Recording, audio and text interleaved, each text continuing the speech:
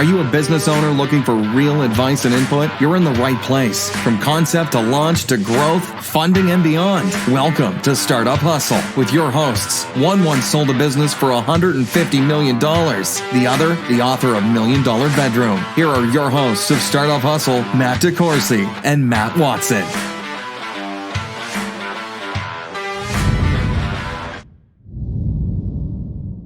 And we're back. Another episode of Startup Hustle. Matt DeCoursey here with Nicole Jacobs-Silvey, who's going to sit in for Matt Watson today. Hello, Nicole. Hi, Matt. Thanks for having me. I'm so excited to be here today. I'm glad you're here today, too, especially sitting in for Matt because, you know, I'm just trying to make some new connections, and I have a feeling that that's something that you can talk to me about, right? Yes, big shoes, big seat, I should say, to fill for Matt, but actually, that seat is technically the exact same size as the one I'm sitting in right now. Okay, so good to know. We're all fair around here in that regards. But Nicole, let me introduce you to Startup Hustle Nation. And first off, I want to mention that today's episode of Startup Hustle is brought to you by Fullscale.io. That's the business that Matt Watson and I own together.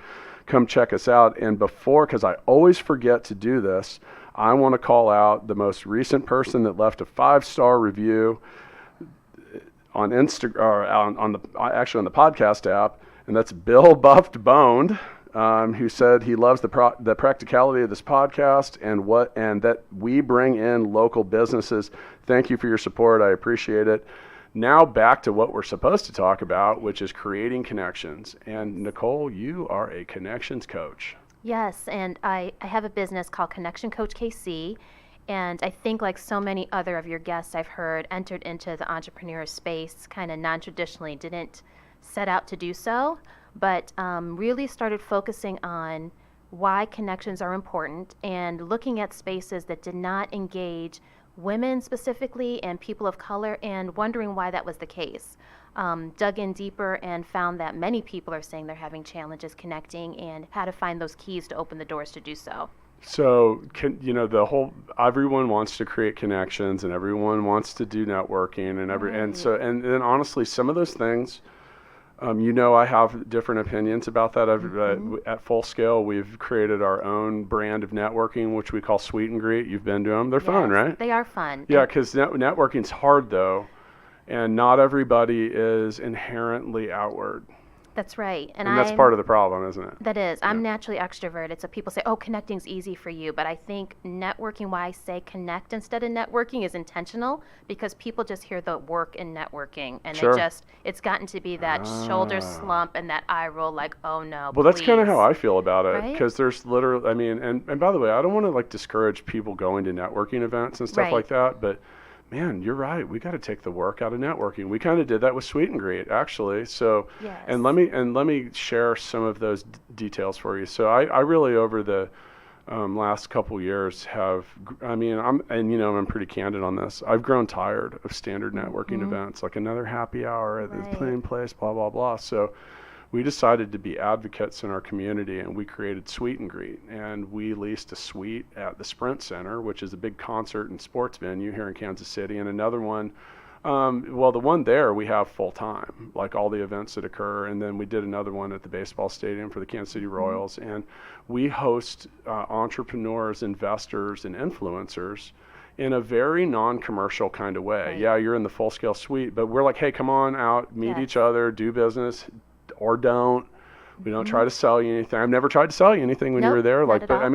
People often do talk to us about our business, but our whole intent there is to get people together, to create connections. Because if they're doing business here in our community, the trickle-down effect of that for us can be pretty strong too. That's it. And I don't know how intentional, I have a feeling you were in doing that, but you hit on key things. You created an organic environment where authentic conversations can happen, but there's not this weight. Yeah. And there's a casual sense. Most of the time when we're coming to networking events, we've been through a long day. We're exhausted. We may have already been dressed up. We've been on all day. And so to relax into that is hard. But coming to a Sweet and Greet, I came in, ball clothes, game day attire. I was able to talk in a real casual way. Yep. The environment set the tone so that those connections can happen. As we get more engaged behind our screens, I think people are yearning to have face-to-face conversations, but very intentional. They don't want to just go to a broad scope of communicating with meeting 25 people. They want to meet the 3 people that they can build a deep connection with. That's it. Yeah, so with Sweet and Greet, the maximum we ever have, like at the baseball games, is 26 people. Perfect. And then at the concert events, it's 16. And keep in mind, a couple of those people are going to be from Full Scale too. Right. So I refer to it, sometimes I've called it curated networking. I like that. Because it lets us have, well, we can't really control like who's going to commit to coming to the event, but we do send out our invites and with some purpose, like in different tiers where we'll try to we really are trying to mix people up that normally wouldn't be with each other. And then also if people have claimed tickets to a particular event, well, and I'm giving out all the secrets of our invite algorithm here. It's not really an algorithm, but it might as well be. But then, we want to try to get new people in and around each time. Try to get, at the last event you came to, my friend Joel Goldberg came by, and that was fun, right? Really so, fun. That's just different, and he took a group picture with us, and I don't know, it just gives you something to share, and something different. For us, we also, like you said, wanted to take the work out of it. Like, come have a good time. Let's see a rock show. You came to a basketball game. Yes, the Big 3. Yeah, Big 3, Amazing. and with your husband, who, by the way, I went to high school with. I know. And I'm not going to tell you how old we are. I know, but he has silver hair, so he looks older. He kind of always was headed that way. Like, it doesn't surprise me. But he's going to love to hear this. I would love to have Pat's thick, full head of silver hair as opposed to my hair. So we're in good shape. Oh, no, he'd probably trade with you, but that is kind, yes. Yeah, trust me, he's doing better. He could color his hair. I don't have enough to color, so that's okay. So much to your point, these kind of things, and we're not off track here, people. Like, this is the example of participating in the right kinds of events. And I don't like networking events that have like 200 people at them. It's too much. No, and I think you're more towards extrovert than introvert. I don't know if I'm right. I'm extroverted, and I don't like those 200 because it just feels like a sea and you're lost. And what we're also finding is we spent a lot of time just at our workplace or doing work. And that time that we're not working is coveted time that we want to spend with our family. So going to an event that's just going to be meh is just not doing it. Or you see those people, I call them the card collectors, that just walk around and collect all those cards, or the ones who just hand out cards. And it seems I might be that person though. On some level though, like, because I'll tell you, because we go to some of these things and have 100 people there, and I talk to our employees and I'm like, and they've literally sometimes they said, I've said, you spent 45 minutes talking to one person. That's too long. Okay. And now, but that's just my point is when you have that many people, it's difficult to ever do, like, really kind of get in. Right. Well, you can so you go to this event and it might be 2 hours long. You can either focus on meeting, like you said, 2 or 3 people or like 50. Right. And I feel like when I go to some of those events around Kansas City now, if I don't go and meet 50 different people, then I'm almost being rude.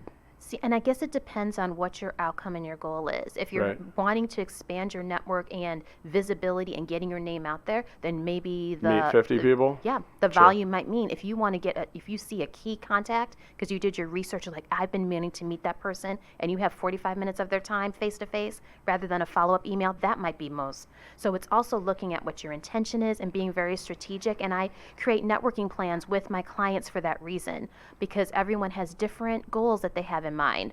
So in addition to the tip one, know what you're trying to accomplish. Absolutely. Know what you're trying to accomplish and know who you want to meet. And what I've taught several of my coaching clients, or we've talked about, is we have been trained to do this connect up. Always whoever is the top title in the room is who you want to go and speak to, or who has the greatest visibility, or who's the most famous, the most whatever. But a lot of times it's those gatekeepers and those people who have the access to the information and the knowledge that you want to seek and to be in a listener mode. So for example, one of my greatest connections and key influencers in my life, her title is executive assistant, but she is the gatekeeper in her environment. She's in a higher ed institution, and she knows everything that's going on. She has the purview. She's been there for years, and she also has her PhD. So if people just looked at her title, they would overlook the value and the contribution. We often determine people's value by their title, and that's therein we miss a large portion of the positive connections and networking we can do. So let's talk about that. And, I use the term realist a lot. It's on the cover of 2 different books that I've written now. And I'm just that way. Now, you mentioned, first off, you talked about, so yeah, I'm an extrovert, but I'm a highly driven extrovert, which means I don't crave the social part of all of it. I can do it, but it's not like, oh God, I can't wait to go meet 100 people. I'm like, oh God, I gotta go meet 100 people, but I'll do it. Yes. And I put my game face on and I go out and I do my thing, and that's fine. Sense. But at the same time, like, it doesn't drive me. Now, that said, when you talk about, okay, so if you're trying to advance your connections, your network, I know we're trying to take the work out of network, but still the network's important. And you're trying to reach people that you can help move their agenda forward. Sure. Okay, first off, I think the first way to, all right, so I'm going to put myself in the seat of the title guy. All right. Yeah, so I'm going to give you some perspective on like what it feels like sometimes when I'm at these events, and I'm not saying I'm fancy or important or anything, but here and locally, sometimes I go to things and there will be 75 people there and I might know 60 of them. Easily. And which, by the way, is not really my ideal networking event. I'd rather go meet 75 brand new people. Right. So first off, you have an amazing point about the gatekeeper, because depending on the person, what they do, the size of the company they work for, and so on and so forth, you begin to become inundated with requests. Absolutely. And so then you have to start to prioritize, and you think, who's going to get your attention? So while titles are important, and they're not, at the same time, like, I think you have to have it within your grasp whose attention you're able to gather. Yes, and who's the decision maker? Yeah, well, the decision maker is always the end goal, but the question is like, who's likely to actually reply, respond, pay attention? Very true. So now you're going to meet someone that's in charge. So I have 180 employees. I do this podcast. I do other stuff. I handle a lot of our business development. I just had my 3rd book come out. I have 2 kids. I have a wife. And I try to actually on some days do healthy stuff too. Right. So therefore, there's not a whole lot of slots you can get in there. I'll give you an example though. So Breland, who's our show's producer, and also our sales and marketing coordinator here at Full Scale, yesterday or a couple days ago, she said, okay, on Tuesday we're going to talk to blah blah blah blah blah, and she had already set the meeting, and it had come at her trying to set it up, but also at the request of the people we're going to visit. It was a very important meeting, and that's a perfect example. I had nothing to do with setting that up. I was told we were going at that time, and I was very appreciative that she had done that. So there is a lot of merit to the gatekeeper. And another thing too is so you can look at certain things,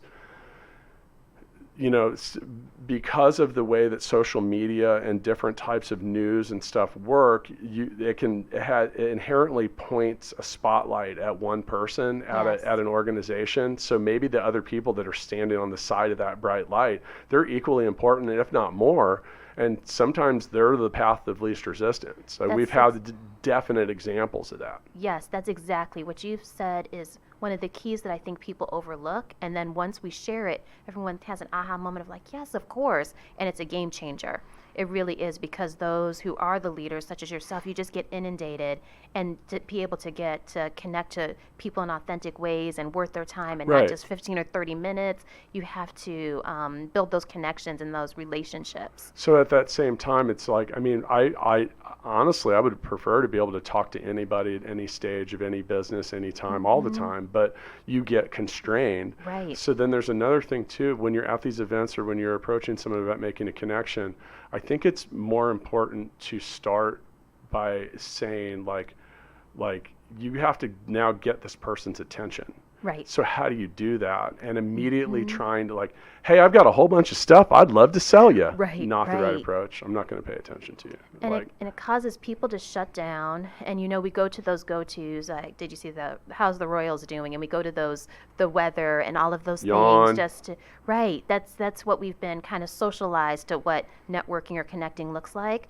I have found it's some human connection, and it can be different whatever the moment is. And I wish I could give more specific examples because it's more what I feel kind of in that moment, and remembering not putting all this pressure, like I have to tell them everything that I'm doing. And the elevator pitch, while that can be a useful tool, I think people use it as a crutch. Never lead with that. No, because it sounds too rehearsed. There's very few people who can say it in an authentic way that doesn't sound like you are trying to sell or it's too canned. That human connection is what people are missing, whether it's face-to-face or stepping out from behind our computer. I've found asking non-traditional questions that aren't the things that you could find out on LinkedIn or online. And this wouldn't be when you first meet someone, but when you're in a meeting with them, tell me about a time when you've been underestimated, or when you think about your journey and you're in my shoes, what is something that you would do to promote your career? Ask them something about what brought them to where they are now in a non-traditional way. Brings out different aspects of them than what is your major, or anything that you could find out online. Speaking about your greatest career moment, or what are you really excited about outside of work? What podcast do you listen to? Asking a lot of that kind of sparks this conversation in a different way, and leaders find it refreshing, like, something different than the same old, right? I suggest getting anybody to talk about whatever it is that they want to talk about. Mm-hmm. Like whatever they're passionate about. That's it. Like rather than like trying to shove information, like say, hey, Nicole, I really love what you do with your connection coaching business. Mm-hmm. Like, what do you think the most important thing is when it comes to creating a connection? And now you ask and now I just listen to what you had to say. Yep. And all of a sudden, I'm a great conversationalist, even though I'm not saying anything. No, you said the key of it. It's asking a question and then listening. Yeah. Because there's so often asked questions that are very poignant, that people want specific answers or tips or tools, and you'll be surprised at what emerges out of that. I've also helped people define their network. Instead of people say, I don't have this network, I need to build my network. Everyone has a network, and starting where you are. So looking at, I call it the ABCs real simplistically: your allies, your bosses, your champions, and your sponsors. And just quickly noting who you would put in each of those categories, with your allies being those people who know your values, your dreams, your beliefs, your goals. They're rooting for you. Your bosses may be your traditional people who have been your supervisor, your managers, or just someone that could speak to your work ethic. So it could be someone who saw you in a volunteer capacity. Your champions are those who are going to share the stage with you, who are going to put your name forward, who are willing to spotlight you and maybe honor you for an award. And then those sponsors are those people, I say, that anytime they call someone in the city, someone's going to take their call. Yeah. And looking at those areas. And the last one, those are sponsors? Sponsors. Okay. So for me, I'm on the board of University Academy, which is a charter school in Kansas City that was started by the Hellsberg family. So I sit on the board with Bush and Barnett and Shirley Hellsberg. And so if I call Barnett Hellsberg, he's going to pick up the phone. And if he calls someone on my behalf, they're going to pick up the phone. So having that person as a sponsor who has that type of notoriety, respect, truly in the community. But let's talk about that for a second too, because you can wear that shit out like real fast. Yes. Like so for me, because that's something I get a lot. It's funny because a year ago it was always people wanting me to introduce them to Watson. Yes. And they're like, I could smell right through what they wanted, because they want to ask him for money. Right. And they'd be like, hey, do you think Matt would be interested in investing in my business? Mm-hmm. And first off, I would reply, well, why don't you ask him? Right. Yes. And that's the point is, there you go. Like, so, you have to develop, you have to develop a balance in your personal capital account with people. Like, immediately meeting someone and asking them to do you a whole bunch of favors and a whole bunch of stuff is not really the right approach. Like, that turns me off. It does. We call it the going straight to the marriage proposal and you haven't even dated. Yeah. It's that there's no courtship whatsoever. And I've had 2 examples of that. I've had where someone called and left a voicemail message for me, seeing if I wanted to serve on a board of directors. And I was familiar with the organization, but not in the capacity to serve as a board member. And it went straight to that ask. And then also where people will, the same thing, they'll ask me because I'm on the board of University Academy for all these different things within the Hellsberg. So it's that authentic and sincere. I was just sitting at the table with them, advocating for a mission regarding children and their education, and that's how we built a relationship. It wasn't well, about... Well, let's key that word relationship. I mean, you have to kind of build that. So, I mean, personally, I take my, all right, you're not guaranteed to get me to do anything for you just because you ask. That's I mean, now that said, the likelihood's higher that I might, but I'm a big advocate of not wasting people's time. Yes. So I take my if I'm going to pass your information, if I'm going to take my connections and potentially make them yours on any level, I got to really feel comfortable that the recipient of that intro, I'm not just pushing a different annoyance off on them. Right. And I also like to keep that stuff to a minimum, because you know, like, there's a term called being an asshole. That it means a couple things. So an asshole is someone that will ask everyone for really great advice and then get it and do the opposite every time. And then an asshole is also someone that doesn't know you. I get this a lot. Hey, I'd love to buy you a cup of coffee and pick your brain.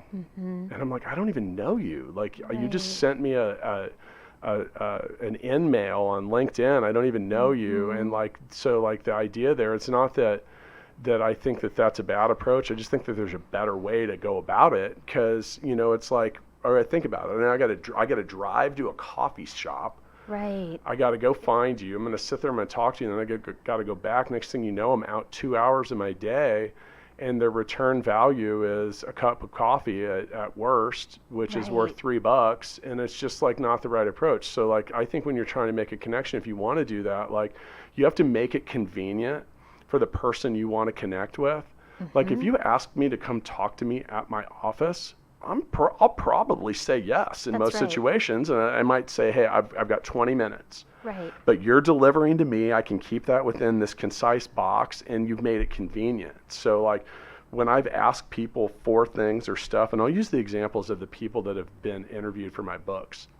I'm like, hey, I would love to feature you in this book. If you're willing to do it, I will make this as easy as humanly possible. I will come to you at whatever time it works for you, wherever you want me to be. Right. We want to make it a win-win. And I get people, and they say yes, because I do exactly that. You want me to meet you at 1 a.m. in St. Louis on a Wednesday? Sure, because I want something for you. I'm not about making you go out of your way. So right. That is so key. That is, I coach on that quite a bit. We also talk about how do you connect with someone authentically, but in their space, and make it a win-win. So if you're just coming and you're just in the position to be asking, and you just want to be all the receiving, like pick your brain. That's one of those phrases, which means tell me all the secrets to the special sauce, and I'll say thank you, and then I'll just walk and go along. What are you coming to offer, and what are you coming to share? Right. And that is at the crux of it as well. Now, on the other side of that, so I do believe. So a lot of people have helped me along the way.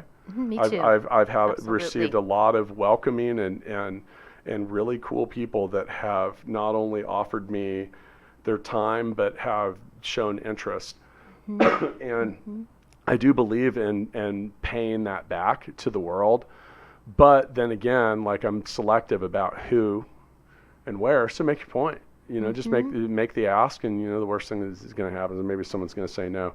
By the way, when I'm on that subject, one thing that drives me nuts is, so I'm connected to 21,000 people on LinkedIn, and when I grab a new connection, within 5 minutes, if you send me like a 400-word message with a bunch of links and shit like that on it, I just disconnect you. Right, and it's a cut and paste. You can tell it was just to change the name. Yeah, but it's like, I mean, you didn't even wait 5 minutes. Like, wow. So there can be such a thing as too eager. Yeah, well, that's part of it too. But also, it's like, I mean, and you know, like, sincere again. Right? I can tell you're like your whole intent here is to just immediately solicit me.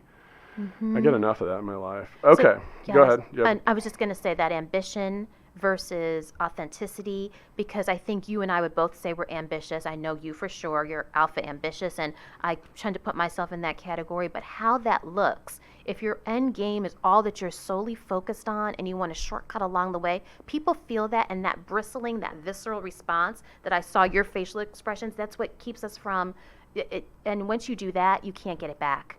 once you do that, people have shut the door and then building a relationship further, and then they tell others, oh no, yeah, stay away from that person. So you can really ding your reputation. You might have a wonderful product, a wonderful business that you want to promote, but the way in which you do it can be the opposite of the key. It can lock the door, right? So let's talk about connecting people to their purpose. Okay. Because that's one of your big things. Yes. So what is your purpose? Like, as we define it, like, purpose.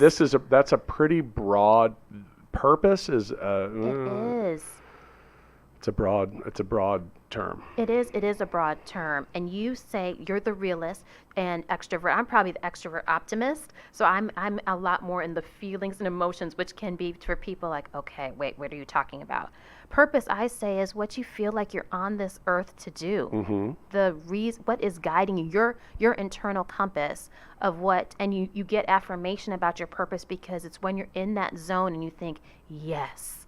Like everything is firing at once, and you just feel like you are in your space where you're supposed to be doing what you are supposed to be doing. So I've got a simple thing for that, and I just call it the passion test. Okay. It's like literally like, what are you truly passionate about? Like you ask people, you say, what do you do?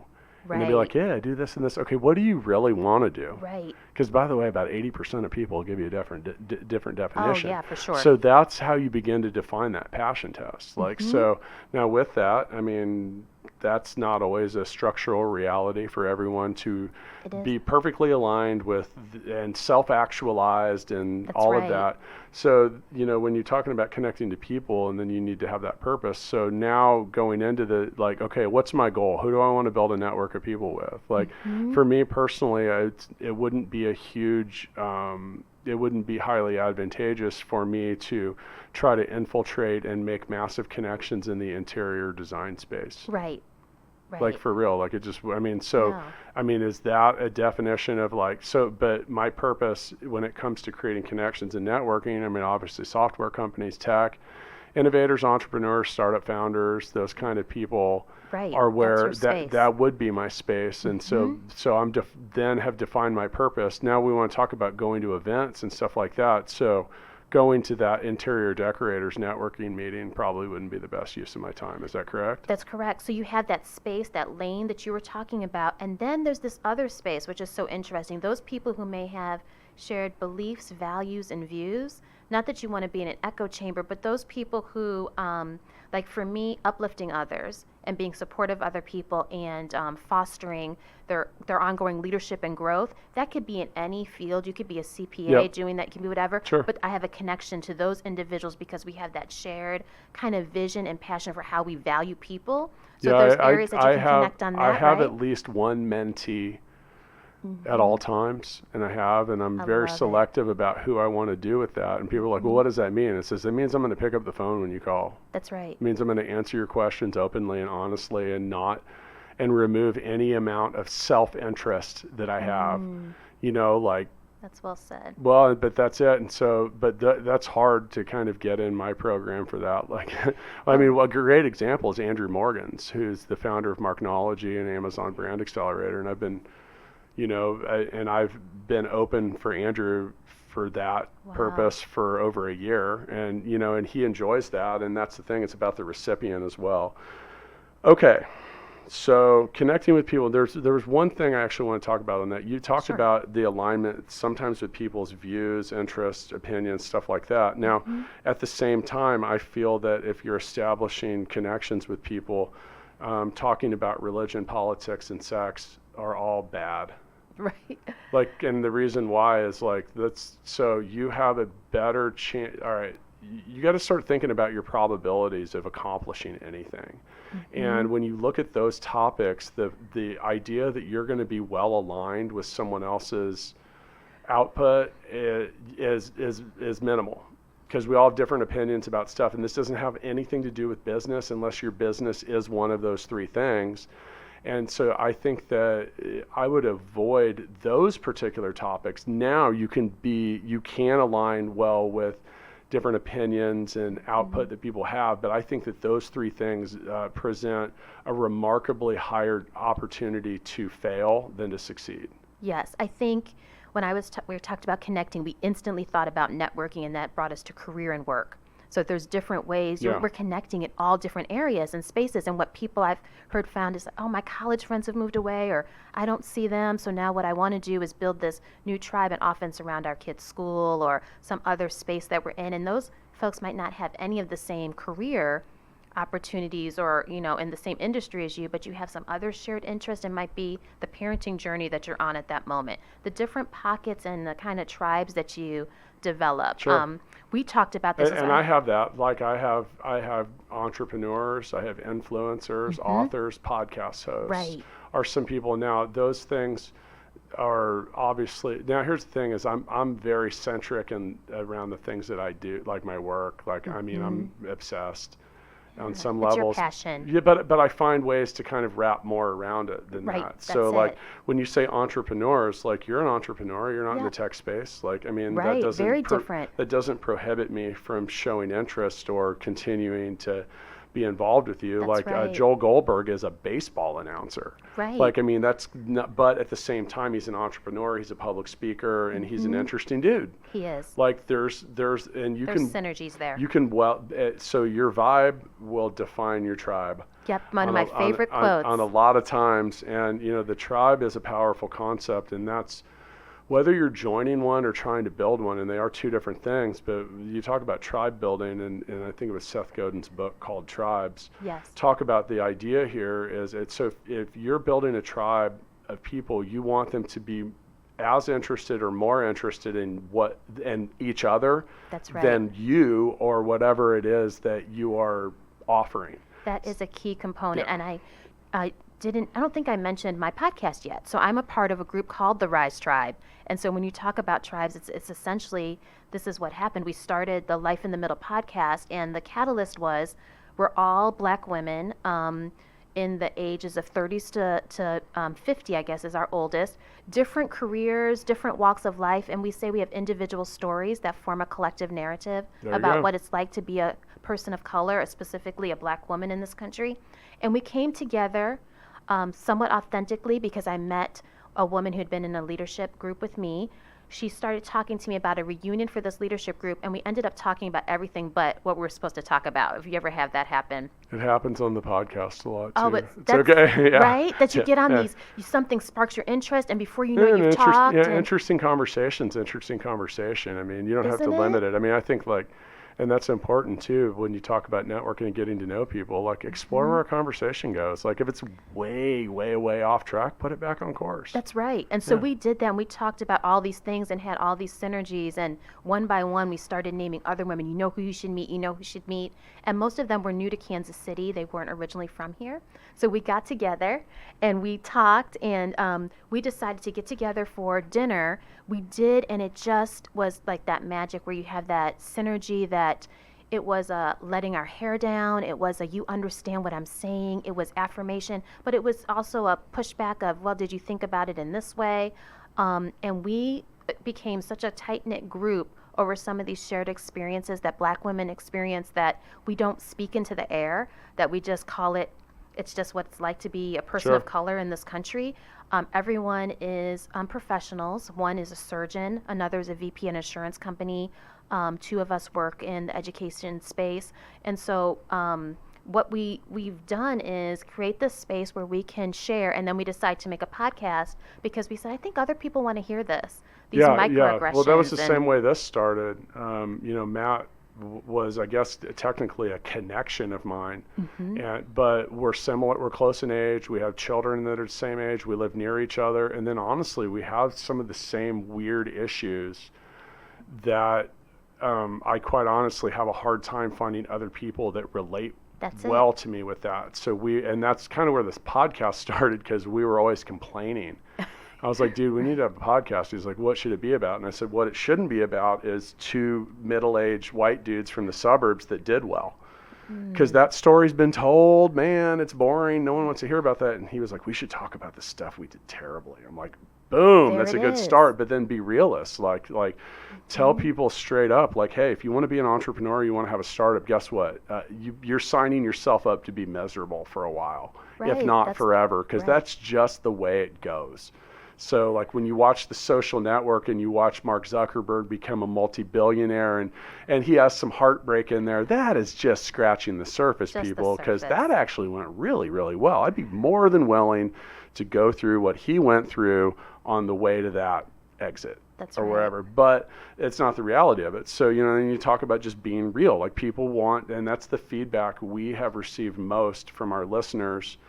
And by the way, if you guys are curious and want to check out some other stuff about us, go to @StartupHustle Podcast on Instagram. I'm realizing I'm not getting my mentions in here. I'm gonna I get in trouble. No, I work for other people on this podcast, I think. That's right. But those messages, those realist messages, I think that's what we had some opportunities as the Rise Tribe to speak at the UMKC Women of Color Leadership Conference, and I was most blown away by people applauding the things that we said, because it was a yes, an affirmation. People coming up to me afterwards that were in tears because we spoke about real situations that are just kind of underground that we just don't speak about, that happen at work, or you've met my family being mistaken for the nanny in the community that I live in for my son rather than his mom. Those type of things are real wounds and hurts that you say, what? And you just keep it moving and don't address them. And we spoke it out loud and said, this is what happened. So yeah, and a bit of complaining. But that's okay, because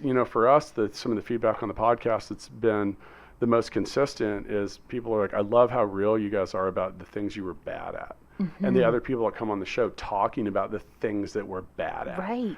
Like, because on some levels, it's an actual positive affirmation to others. Like, oh, wow, I'm not the only person that's sometimes bad at something. Like, we're all bad at a lot of stuff. Well, we want to cover it up sometimes or whatever. But sometimes the best way to fix it is to own it. I've found so much strength in that. I used to fall into the perfection trap, where you had to present that you don't talk about the things that you've done wrong, and there is so much strength in owning that. We show our highlight reels of our lives on social media, and being able to say the things that we have done that have been the oopses, and those are the people who are most endearing. If you really notice who people really have a love and a heart for, it's often people who have owned and claimed their mistakes and don't pretend to be perfect. Yeah. Because they're accessible, they're relatable, right? We talk about them a lot, so much. Like I even tell people on the way in, and this particular episode here is a little different, but especially with the actual startup founders, like, and even the ones that have been highly successful, like, talk about something you were terrible at. I love that. And that's but by the way, it's funny because the most successful people that I'm around, they laugh and they're like, God, I don't even know where to start. There's so much of it. Like, we failed so many times at so many things on the way to getting it right. But the thing that's refreshing about that to others is saying, okay, so you're saying I've got a chance. Yeah, there's resilience and perseverance in the story. Yep. Every time, right? I think the journey of how I got to even do Connection Coach is kind of interesting because, again, I'm unlikely entrepreneur. I didn't start off saying I was going to be a life coach and that I was going to focus on connecting. I think, like so many of us, it's our life circumstance of who we're born to. So my mom is an immigrant from Jamaica, and my father is African American, and they met in New York City at St. John's University. And so I was born in the Bronx and we know what the Bronx looks like, multicultural, people of color. And then I moved to upstate New York when my dad got a position for Mobile Chemical at that time. So predominantly white community. So I went from a pretty diverse urban community to a suburb that was predominantly white. Then he got promoted again when I was in high school to Chesterfield, a suburb of St. Louis, more upper middle class, I would say, community, and then came to Kansas City. So because of that, I've lived in a variety of environments that just like my life circumstance, I was often one of the only, had a mom that was an immigrant, just this variety. I had to make connections wherever I was and draw on the skills that I had. And so in doing that, people said, how did you learn to make it into that room? Or how'd you get that table? I knew nothing different. I'm comfortable being one of the only women. I'm comfortable being one of the only people of color because that has been my life circumstance. So when people ask me more about how to do that, I started thinking about how to do it intentionally. I started looking at Did you just quit caring? Did you just kind of on some level quit caring about? Because here's the thing is like the reality of it is X percentage of any group, community, room, whatever, are dumb people that say dumb shit, that don't think it out. They don't, we've been having fun around the office lately, kind of joking about, we call it the complisult. It's like for a musician, it would be like if you came up to a musician and you said, man, I'm a big fan of your early work. Oh, yes. You're like saying like, hey, your stuff sucks now, but I loved it back then. Stuff, yeah. So, but people they just do that. Right. Sometimes. And then and you got to brush it off. Like if you're going to engage with, talk to, be connected with, and work with a large number of people, there's a couple things I think you got to get past. One, you have to accept the fact that sometimes when you're doing the very best job you can at your own company or out there, you're not going to make everybody happy. Second off, regardless of whether you're doing a good job, you're still not going to make everybody happy. Amen. And three, there are like 7 billion people on this planet, so put the haters and the negative turds, flush them. Get them out and just keep moving on. I always say one of my favorite 4-letter words is next. Oh, I love that. So you just got to say next and just move on. Like, I mean, and I pride myself, my ability to discard negative people and situations is high. Yeah, that's a super strength. Yeah. And one that I've had to build over time, so back to extrovert and loving to be around people and leaning towards the people pleaser side, that's my Achilles heel. Because the same thing that can draw people in and I build connections quickly is also, oh my gosh, but if they don't like. I really struggled with that for years, and I'm a recovering people pleaser. Says your personality style is on the same side of the graph as mine, but it's actually in a different column. Absolutely. It's in that more of that influential. It's that type I, often referred to as can be the social butterfly. Yes, and woo is my thing. And so some of that, and then with that is that those, and this isn't necessarily you, but that, and in my book Balance Me, I talk all about personality styles, because you got to understand your own and how it relates to others. See, and mainly for your purposes of weakness. So on your own thing, like, now here's the thing is nobody likes hearing bad stuff about themselves feeling like they suck. It's just you just have to really kind of force feed your ability to get past that. Yeah, and in those is the growth. So if you want to say nice things about Nicole to Nicole, you can find her on Twitter at Coach Nicole _KC or at Connection Coach KC on Facebook, right? That's right. And websites. And I think you'll be happy to tell people all about the great things that they can do with their new connections, right? Yes, all the great things you can do with your new connections. Well, we're about out of time here. Wow. We plowed right through this. So I want to just give a little bit of a recap here. And now, first off, if you feel like your business or you personally is struggling with making connections with other people, you want to create a plan related to understanding your purpose with connections, maybe some advice as far as how to find people, organizations, communities, or define your own network, well, Nicole Jacob Silvey is probably a good person for you to talk to. Is that fair to say? Thank you, Matt. Yes, I'd love to do so. So, and you can reach out to her a number of different ways. Once again, thank you for coming in. Thank you for having me. It's been a pleasure. Yeah, I'm glad you made it. Once again, this was brought to you by Fullscale.io. Make sure to check out the Startup Hustle YouTube channel so you can determine whether or not my face is made for radio. And once again, find Nicole Jacob Silvey, the Connection Coach, at Coach Nicole _KC on the tweeters, and Connection Coach KC on Facebook. See you next time.